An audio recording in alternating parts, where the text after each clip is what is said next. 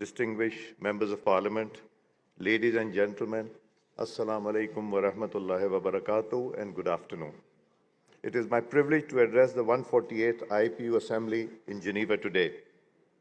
On behalf of my delegation, I wish to thank Madam President for the leadership and commend the Secretary General for hosting this august gathering. As Speaker of the newly elected National Assembly, I bring greetings of the people of Pakistan, their leadership, and all the members of Parliament.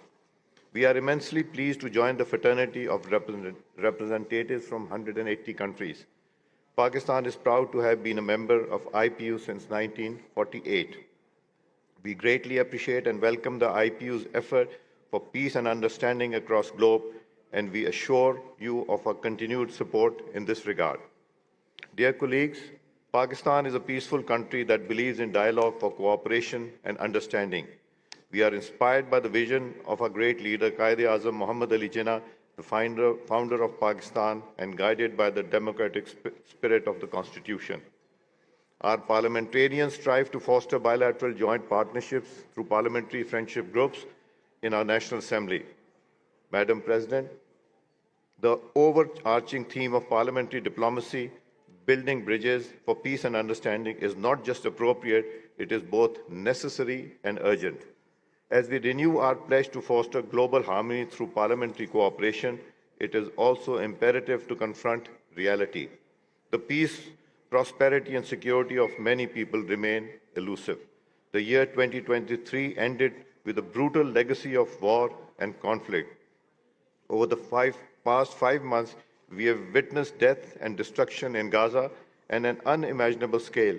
Over 30,000 civilians have been killed. Most of them are women and children. Pakistan remains extremely concerned in the situation in Gaza. The heart-rending images of death and destruction from Gaza are unconscionable. Women, children, and elderly continue to face the brunt of Israel's war machine and face the prospects of imminent starvation. Israel's actions violate international humanitarian and human rights laws, deliberately attacking civilian targets, and as such constitutes war crimes and crime against humanity.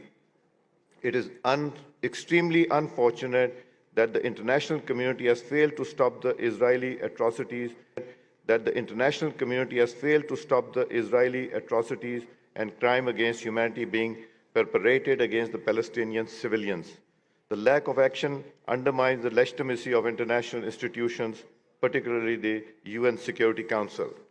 We reiterate our strong call for an immediate and unconditional ceasefire, unimpeded humanitarian assistance to the besieged people of Gaza, return of the displaced Palestinians, and accountability for the crimes being committed by Israel. We have always and shall continue to stand by our Palestinian brothers and sisters for the exercise of their inalienable right of self-determination, for a viable, secure, contiguous, and sovereign state of Palestine on the basis of the pre-1967 borders with Al-Quds al-Sharif as its capital. Madam President, closer to home, the people of Indian-occupied Jammu and Kashmir have suffered over 7 decades of indignity and oppression. The promise of the right of self-determination remains unfulfilled. Since August 2019, another chapter in history of oppression Kashmiris started in unilateral measures in violation of UN Security Council resolution. The freedom that resonates in this hall in the form of the presence of parliamentarians is being crushed by the Indian-occupied Jammu Kashmir. Political parties are being banned, political leaders are incarcerated, and the human rights of ordinary people are being violated with impunity. Those speaking of democracy and human rights must speak out for the people of Indian-occupied Kashmir. Madam President, we all represent people who wish for happy and prosperous lives. But for many, development remains a distant dream. In Parliament, we must legislate education and health for all. We must aspire to strengthen social safety and nets to provide a cleaner environment, but all of it requires resources for implementation. Developing countries face several difficulties in overcoming social and economic challenges: inflation, growing debt burdens, inequalities in the global financial architecture, and unpredictable events such as the pandemic all require cooperative response. Among the risks is Pakistan is also vulnerable to climate change.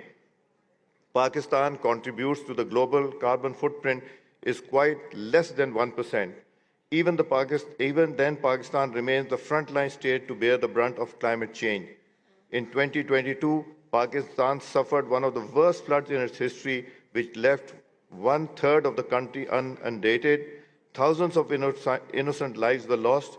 Economic loss of the country was beyond $30 billion. We believe it is high time that international action to deal with the effects of climate change should be galvanized, especially in the most vulnerable countries. As parliamentarians, we must deepen our understanding of a new era of technology progress and what it means for our work and the people we represent. Madam President, under the circumstances, the role of parliamentary institutions like the Inter-Parliament Union is critical. Building bridges through parliamentary diplomacy at global, regional and bilateral level is imperative. While traditional diplomacy operates through prism of national interest, parliamentarians reflect the aspirations of the people.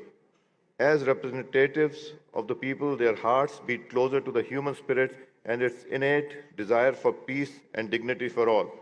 Let us work together to make year 2024 as the year of peace. Thank you, Let Mr. us work Speaker. together if you to can resist. Wind up, you run out of time. Okay, I will conclude. Let us work together to resist force of oppression and strengthen the rule of international law. Let us try harder to promote humanitarian right for all without distinction and sustainable development so that no one is left behind. Thank you. Pakistan Zindabad. Thank you very much, Pakistan.